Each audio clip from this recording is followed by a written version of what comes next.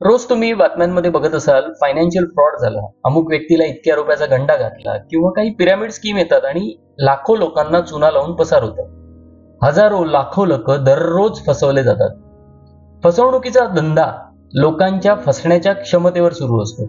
अगदी तसंच मोदी सरकार हे समर्थकांच्या फसण्याच्या किंवा उल्लू बनण्याच्या क्षमतेवर निवडून येतं आणि चालतं. आता उल्लूच्या ठिकाणी तुम्हाला योग्य वाटेल तो शब्द तुम्ही वापरू शकता, पण दोघांमध्ये एक फरक आहे. फायनान्शियल फ्रॉडमध्ये फसलेले शक्यतो दुसऱ्या वेळी शहाणे होतात आणि चूक सुधारण्याचा प्रयत्न करतात. पण मोदी सरकार बघतं, त्यांना कितीही वेळा फसवा, त्यांचे डोळे काही उघडत नाहीत. आता उदाहरण बघा, अयोध्येतील राम मंदिर या विषयावर किती वेळा या समर्थकांना मूर्ख बनवलं जातंय. संपूर्ण निवडणूक या मुद्द्याच्या भोवती फिरत होती, कारण त्यांना संपूर्ण विश्वास होता आपल्या समर्थकांवर.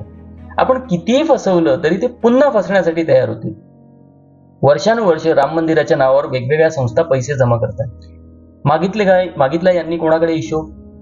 2-3 वर्षांपूर्वी जागेचा घोटाळा समोर आलेला. 2 कोटी रुपयांना घेतलेली जमीन त्याच दिवशी काही मिनिटात 4-5 पट किमतीत विकून करोडो रुपयांचा फायदा उचलला. पडला का त्यांना काही फरक? बांधकाम पूर्ण झालेले नसतानाच उद्घाटन केले. राम मंदिराचे उद्घाटन रामनवमीच्या आधीच करून निवडणुकीसाठी फायदा उचलण्याचा प्रयत्न केला. हिंदू म्हणवत असताना शंकराचार्यांना आमंत्रण नाहीच, उलट त्यांचा विरोध सुद्धा डावलला. राष्ट्रपतींना सुद्धा न बोलावता सगळा फोकस एकालाच मिळेल याची दक्षता घेतली. काही दिवसातच राम मंदिरात पाणी गळू लागले, राम मंदिराच्या रस्त्यावर खड्डे पडले.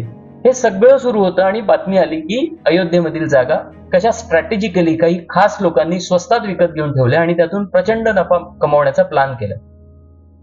राम मंदिर हा विषय त्यांच्यासाठी फक्त आणि फक्त राजकारण आणि व्यवसायासाठी आहे. आणि सगळं कोणाच्या भरोशावर?